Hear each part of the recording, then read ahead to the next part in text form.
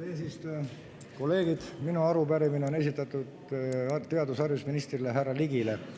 Kuna möödunud aasta oli riiklik auditeerimine koolides, kus kohas tuvastati väga palju rikkumisi, just nimelt varjatud õppemaksu kogumisel, ja härra Karis ka esines meil täiskogu ees ja rääkis ka rikkumiste sisu, aga sellele ei järgnenud Teadus-haridusministeeriumi poolt mitte ühtegi liigutust.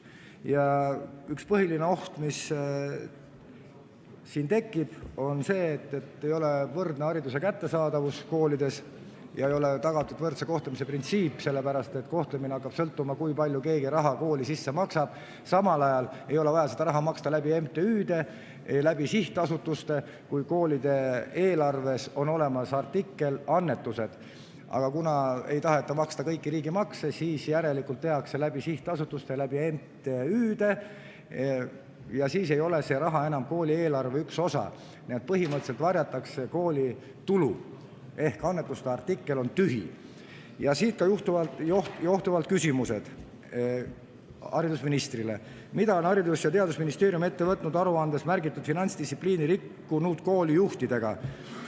Selgitage rikkumistes osalenud koolide ümberkvalifitseerimist kui ühte võimalikku lahendust alates 1. jaanuarist erakoolideks ning nendele koolidele alates 1. septembrist rakenduva erakooli seaduse mõjusid. Haridus- ja Teadusministeerium ei saa väita, et tegu ei ole erakooli tunnustega õppeasutustega, kuigi õppemaksu on kogutud, jutumärgid algavad, vabatahtlike annetuste näol ja varjatult, jutumärgid lõppevad.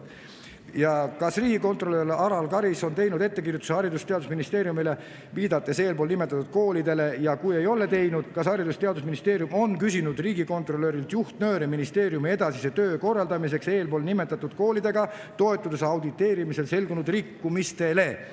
Ja on veel mõned küsimused ja ootan Haridusministeeriumilt vastust. Aitäh teile! Suur tänu! Aitäh!